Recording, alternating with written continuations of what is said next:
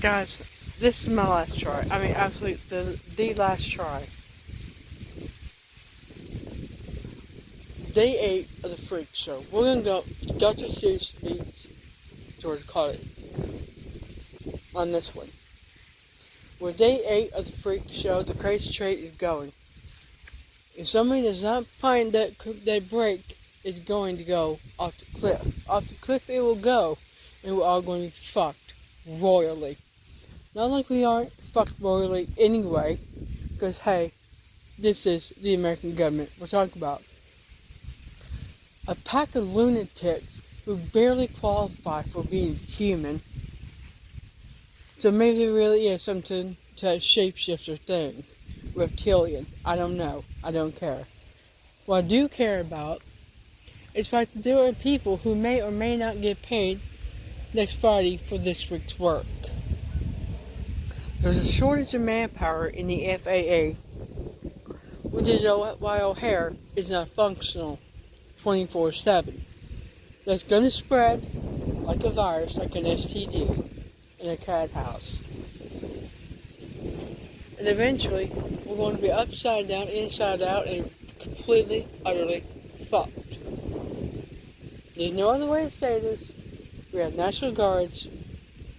Some of them are refusing to do what Trump wants to do and use the streets of the American cities for their training grounds. As he said last week in that meeting, we pulled all of the generals off the bases in their point of work to listen to a 5-time draft dodging loser and a Brownie Point G.I. Joe wannabe hacks it. At this point, it should be clear those two had no real military experience to speak of. They wouldn't know one end from a gun from the other. They sure the hell wouldn't know where the front line is. They would probably run as they wet themselves and shit themselves simultaneously.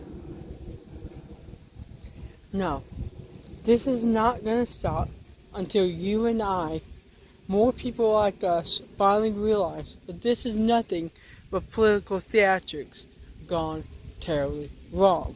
A Jerry Springer show that should have gone off air a long time ago is still running, much like that Freak Show itself.